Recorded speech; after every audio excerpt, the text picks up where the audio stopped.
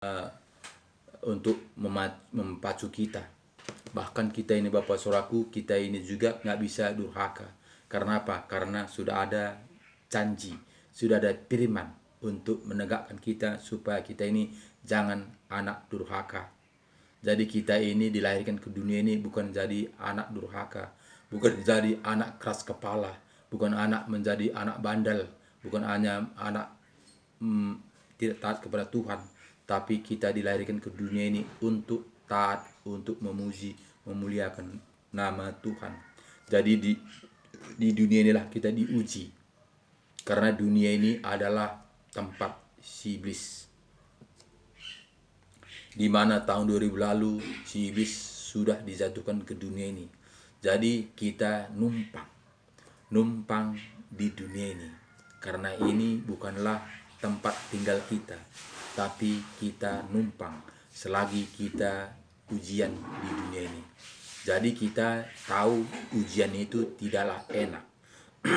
Kita tahu anak-anak kita sekolah saat ini ujian, jika dia ujian, dia harus fokus, dia harus sungguh-sungguh, bahkan dia belajar sampai jauh malam, sampai kadang-kadang sampai 2 malam, jam 2 malam dia belajar. Karena apa? Karena ada ujian. Jadi kita Bapak Ibu Saudaraku, kita hidup dalam dunia ini untuk ujian. Apakah kita lulus atau tidak? Jika kita lulus, kita akan mendapatkan kehidupan yang kekal itu. Jika kita tidak lulus, akan kita katakan di sini tadi ayat 7, di sini tadi kita katakan ayat 27, ayat 27 mengatakan kepada kita, jika kita tidak lulus, kita akan sama seperti ayat 27 tadi. Tetapi yang ada ialah kematian yang mengerikan, akan penghakiman dari api yang dahsyat yang akan menghanguskan semua orang durhaka.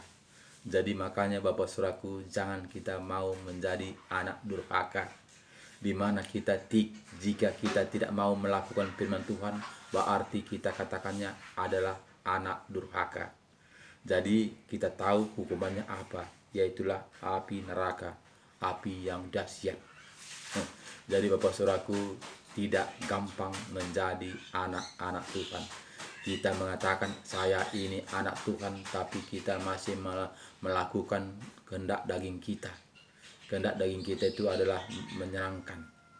Bahkan masih kita mau korupsi, mau menyakiti orang lain, mau mencuri, mau menodong, mau merampok, mau menyiksa orang. Itu kehendak daging kita. Jadi kita itu tidaklah hidup untuk itu, tapi kita hidup untuk memuji, memuliakan nama Tuhan. Memang sakit Bapak Saudaraku, sakit, sangat sakit. Karena apa? Karena ujian itu tidaklah enak, namanya ujian.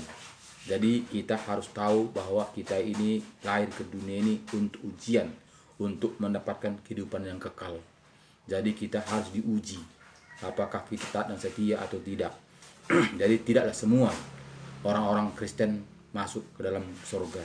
Tidak sama seperti hamba Tuhan mengatakan, semua orang Kristen semuanya dikatakan ketika dia meninggal, dia mengatakan tubuhnya kembali kepada debu, karena dia dari debu dia ciptakan, rohnya kembali kepada Allah. Bahkan semua orang meninggal, kita katakan semuanya si Anu itu sudah senang, dia sudah pergi ke rumah Bapa. Itu kata dunia, itu kata manusia, bukan kata firman Tuhan. Jadi Bapak Saudaraku, sini jelas tadi katakannya kepada kita ayat 27 tadi, sini kepada kita katakannya, tetapi yang ada ialah kematian yang mengerikan, ia akan penghakiman dan api yang dahsyat yang akan menghanguskan semua orang durhaka. Jadi jangan kita ikut-ikutan dunia ini sehingga kita menjadi anak durhaka, tidak taat kepada kebenaran firman Tuhan, di mana kita kelahirkan dunia ini untuk memuji, memuliakan namanya. Jika ada orang yang menolak hukum Musa, ia dihukum mati tanpa belas kasihan atas keterangan 2 atau 3 orang saksi. Betapa lebih beratnya hukuman yang harus dijatuhkan atas dia yang menginjak-injak anak Allah, yang menganggap najis darah perjanjian, yang menguduskannya dengan yang menghina roh kasih karunia. Jadi Bapak Saudaraku, jangan kita ikut-ikutan. Banyak manusia tidak percaya Roh Kudus akan menginjak-injak roh. Jadi Bapak Ibu Saudaraku, jika kita menentang Tuhan, masih ada pengampunan. Tapi jika kita menentang Roh Kudus, kita tidak akan diampuni lagi. Karena apa? Karena Roh Tuhanlah, Roh Kuduslah sebagai jaminan menjadi milik Allah. Jadi Bapak Saudaraku, banyak saat ini orang Kristen tidak percaya Roh Kudus. Jadi ini harus kita kembali kepada firman supaya kita mengerti, supaya kita tahu jalan-jalannya Tuhan. Di mana kita melihat di sini tadi Bapak Saudaraku, tetapi lebih ayat 29 mengatakan, tetapi lebih beratnya hukuman yang harus dijatuhkan atas dia yang menginjak-injak anak Allah, yang menganggap najis darah perjanjian, yang menguduskannya dan yang menghina roh kasih karunia. Sebab kita mengenal dia yang berkata, pembalasan adalah hakku, akulah yang akan menuntut pembalasan, dan lagi Tuhan akan menghakimi umatnya.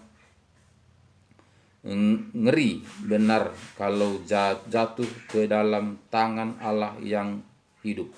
Jadi Bapak Saudaraku yang saya kasih dalam nama Tuhan Yesus, di sini kita melihat tadi kata firman Tuhan mengatakan ayat 30, sebab kita mengenal dia yang berkata, pembalasan adalah hakku, akulah yang akan menuntut pembalasan. Jadi pembalasan itu hak Tuhan.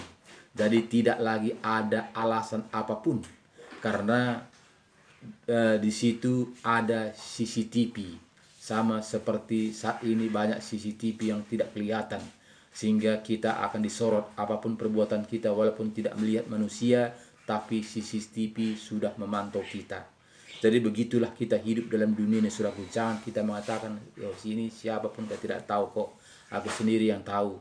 Apapun kesalahan saya ini, apa yang saya perbuat ini, saya sendiri yang tahu, tidak tahu siapa-siapa. Jangan kita mengatakan seperti itu, saudaraku, karena CCTV Tuhan memantau kita. Jadi sini tidak ada punya alasan apapun. Karena apa? Karena CCTV sudah jelas saksi untuk menyaksikan kita.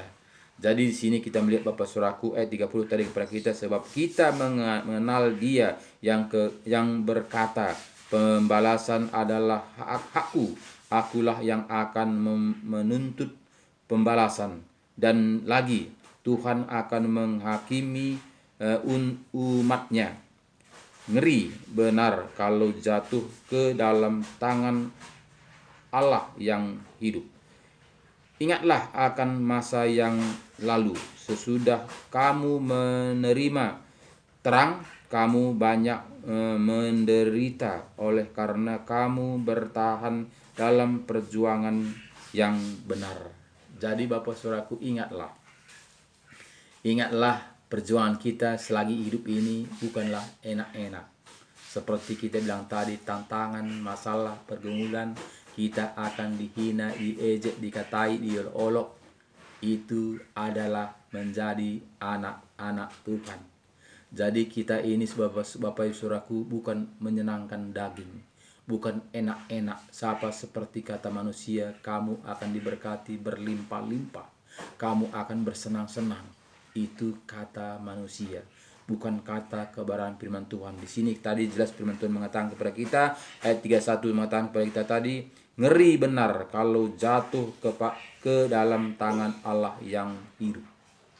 Ngeri benar jika kita berjalan seturut dengan manusia, jika kita berjalan seturut dengan kehendak kita. Sangat ngeri benar. Karena ayat 32 mengatakan, ingatlah akan masa yang lalu, sesudah kamu menerima terang, kamu banyak menderita oleh karena kamu bertahan dalam perjuangan yang benar. Jadi ketika kita menerima terang hari, ada perjuangan kita, ada tantangan kita. Tantangan kita, firman Tuhan mengatakan, matamu, pikiranmu. Katanya karena jika matamu sebelah kanan membuat kejahatan, cungkillah. Lebih baik katanya kita tidak punya mata masuk dalam sorga ketika dua-duanya utuh masuk ke dalam neraka.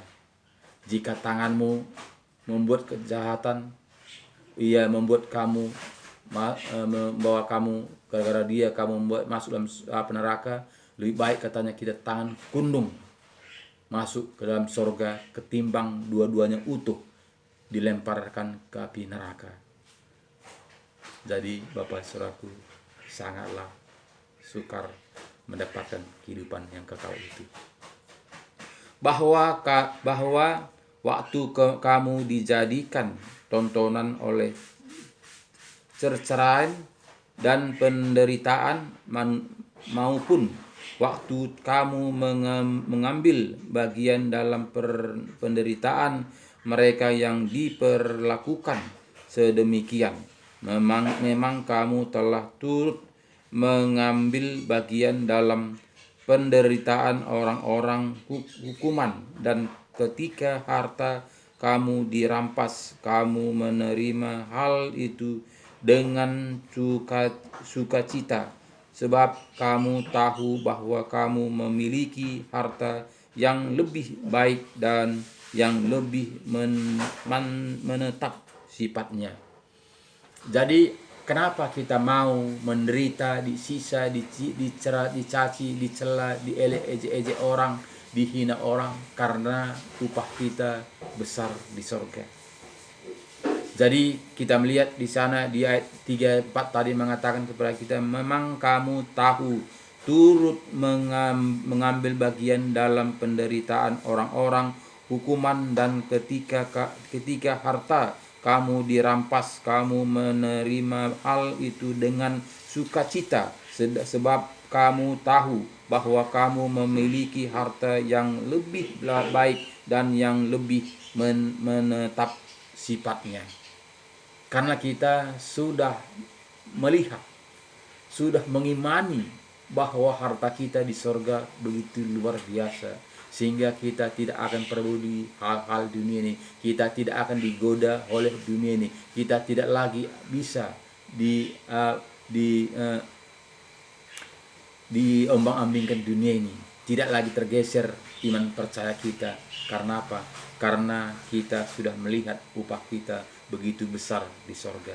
Karena kita tahu kita hidup di dunia ini hanya numpang. Walaupun dunia memberikan seluruh dunia ini untuk kita, tapi kita untuk hidup sementara di dunia ini hanya numpang. Seperti kita ke tempat bermain-mainan. Tempat bermain-mainan itu begitu indahnya untuk permainan itu, tapi itu tidak bisa kita miliki, hanya numpang saja. Ketika kita menaiki permainan itu, pamannya saja seperti kuda pusing atau tong setan atau macam-macam permainan itu hanya kita numpang sebentar saja. Ketika kita bayar tiketnya, kita akan bermain berapa waktunya, hanya begitu saja. Jadi kita hidup dalam dunia ini sebentar saja, sama seperti permainan saja. Jadi tapi kita akan pindah meninggalkan dunia ini. Jadi Bapak Saudaraku, kita harus mengerti sehingga kita taat. Walaupun mungkin kita itu penderitaan, hinaan demi hinaan yang kita alami. Karena apa? Karena perjuangan kita bukanlah dunia ini. Banyak saat ini orang Kristen tidak mampu untuk menjalankan itu, sehingga dia larut di dunia ini, sehingga dia membuat kekristenan dia adalah seperti dunia ini, seperti togel. seperti togel, diberi umpamanya 1000 akan dilipat gandakan menjadi berapa ribu. Nah, jadi seringkali manusia membuat seperti itu keagamannya. Jadi jika demikian Bapak Saudaraku, kemanakah arah tujuan kita? Kamu akan diberkati berlimpah-limpah. Kamu akan diberkati 30 kali lipat, 60 kali lipat, 100 kali lipat. Bukan harapan kita dunia ini Bapak Saudaraku. Bukan kita tidak perlu dunia. Bukan kita tidak perlu uang. Bukan tidak perlu materi. Perlu. Tapi utama adalah kebenaran firman Tuhan. Kita diberkati untuk memberkati. Jadi kita diberkati bukan untuk diri kita sendiri. Bukan kita bikin Tuhan kita egois. Bukan kita bikin Tuhan itu menyenangkan diri sendiri. Tapi kita diberkati untuk memberkati. Dari itulah Bapak Saudaraku, saya membuat renungan pagi ini untuk memberkati kita semua. Karena berkat yang diberikan Tuhan kepada saya ini saya bagikan untuk mendapatkan kehidupan yang kekal itu. Itu saya bagi kepada Bapak Ibu Saudara saya sekalian. Karena itu kekal selama-lamanya. Jadi berkat dunia ini tidak kekal, itu sementara. Memang saat ini kita bisa poya-poya bersenang-senang untuk menikmati dunia ini seperti orang kaya dengan Lazarus. Dia pesta pora terus semenjak hidup ini, bersenang-senang terus. Tapi ketika dia meninggalkan dunia ini, dia akan ditaruh di alam maut. Tapi Lazarus menderita di dalam dunia ini, tapi dia di pangkuan Abraham. Jadi itu endingnya saudaraku. Tujuan kita ini bukanlah dunia seperti anak kuliah. Anak kuliah bukanlah dia tujuannya di bangku kuliahnya, tapi tujuannya dia supaya dia menjadi manusia yang berguna, nusa dan bangsa. Itu tujuannya. Sehingga dia mau menduduki bangku kuliah. Sehingga dia sungguh-sungguh belajar di bangku kuliah, dia ujian di bangku kuliah, di meja hijau di bangku kuliah. Supaya apa? Supaya dia berguna untuk bangsa negara. Jadi bukanlah dia peduli untuk bangku mejanya, bukan sekolahnya. Mungkin ketika dia sudah menjadi manusia yang berguna, mungkin dia sudah lupa bangku sekolahnya, tidak lagi melihat ke situ, tidak lagi berbalik ke situ. Jadi begitulah kita hidup dalam dunia ini saudaraku. Kita ini di sini singgah hanya belajar, hanya ujian saja. Jadi Bapak Ibu saudaraku yang saya kasih dalam nama Tuhan Yesus, ayat 34 tadi mengatakan kepada kita, memang kamu telah turut mengambil bagian dalam penderitaan orang-orang hukuman, dan ketika harta kamu dirampas, kamu menerima hal itu dengan sukacita, sebab kamu tahu bahwa kamu memiliki harta yang lebih baik dan yang lebih menetap sifatnya. Sebab itu janganlah kamu melepaskan kepercayaanmu, karena besar upah yang menantinya. Sebab kamu memerlukan ketekunan supaya sesudah kamu melakukan kehendak Allah, kamu memperoleh apa yang dijanjikannya itu. Jadi peganglah. Apapun goncangan, apapun tantangan, apapun permasalahan, apapun pergumulan, peganglah. Karena apa? Karena upahmu besar di sorga. Jadi tujuan kita itu saudaraku adalah upah kita yang besar di sorga. Jangan karena kita diiming-imingi dunia ini saudaraku, iman kita luntur. Jangan gara-gara dunia ini saudaraku, iman kita jadi erosi. Jangan saudaraku. Karena apa? Karena dunia ini bersifat sementara. Karena jelas firman Tuhan mengatakan kepada kita tadi Bapak Saudaraku, sebab itu janganlah kamu melepaskan kepercayaanmu, karena besar upahmu yang menantinya. Jangan lepaskan kepercayaanmu gara-gara dunia ini Bapak Saudaraku. Banyak kali manusia pada saat ini saudaraku dilepaskannya kepercayaannya gara-gara dunia ini. Bahkan gara-gara perempuan juga mau dilepaskannya. Bahkan juga gara-gara pekerjaan juga mau dilepaskannya. Bahkan gara-gara karir dilepaskan juga. Kemana akhirnya Bapak Saudaraku? Jadi tujuan kita bukanlah hal-hal dunia ini. Karena tujuan kita hal-hal tentang dunia ini, kita lah yang paling malang. Itu kata Tuhan Yesus, Bapak Saudaraku. Jadi di sini kita melihat ayat 36 tadi mengatakan kepada kita, sebab kamu memerlukan ketekunan supaya sesudah kamu melakukan kehendak Allah, kamu memperoleh apa yang dijanjikannya itu. Sebab sedikit, bahkan sangat sedikit waktu lagi, dan Ia yang akan datang sudah akan ada tanpa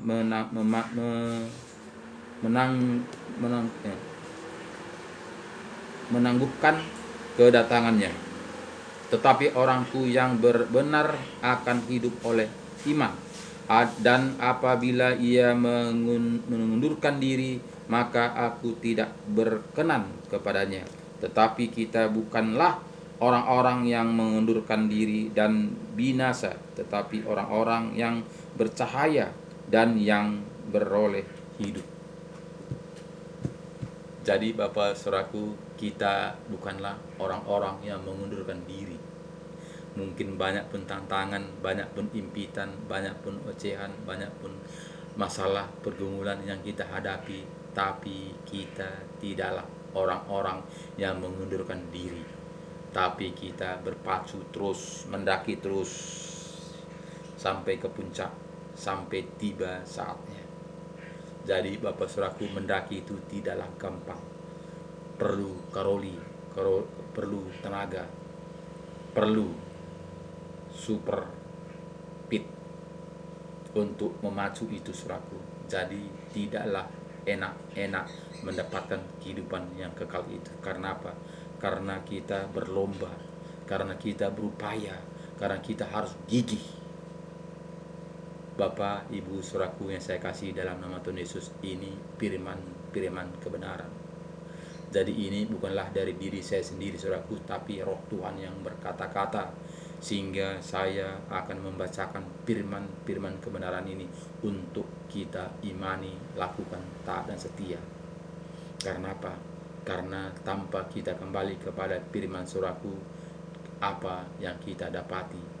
Karena apa? Karena dunia ini tidak ada yang menjamin semuanya akan sirna, semuanya akan selesai. Tapi firman Tuhan utuh selama-lamanya. Itu menjanjikan Bapak Saudaraku, bahkan kita mendapatkan kehidupan yang kekal itu. Jadi Bapak Saudaraku, jika kita orang Kristen, marilah seturut dengan nama kita. Kristen itu adalah pengikut Kristus. Jika kita Kristen adalah menjadi taat dan setia, mengikuti apa aturan-aturan Kristus. Jangan hanya nama saja, jangan hanya ikut-ikutan saja. Marilah menjadi pelaku firman, seturut dengan tertulis dalam Alkitab, karena inilah menjamin kehidupan yang kekal. Jadi Bapak Ibu Saudaraku, semangat terus, kembalilah kepada Alkitab, jangan dikurang-kurangi, jangan ditambah-tambahi.